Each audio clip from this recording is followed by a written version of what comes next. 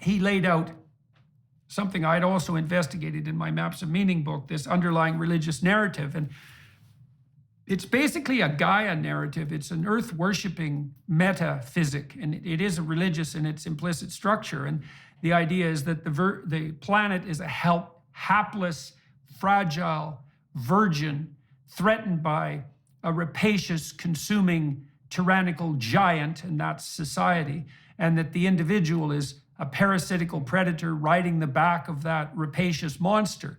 And that is a religious narrative, and it's religious because it's a fundamental narrative that frames everything else, and it also partakes of the archetypal underlying structure that makes religious stories religious.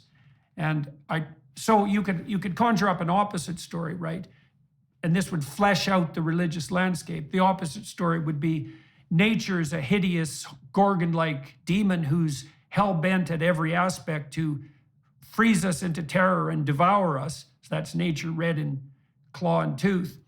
Culture is the walled garden. It's the walls of the walled garden that protects us from the absolute ravages of nature. And the human being is a heroic enterpriser bent on entering into a relationship with the planet and with culture that approximates something like environmental stewardship. It's a much more positive vision. Now, it casts nature into disrepute and probably elevates culture to unidimensionally. But you need both sides of that picture in order to have a complete picture of the world.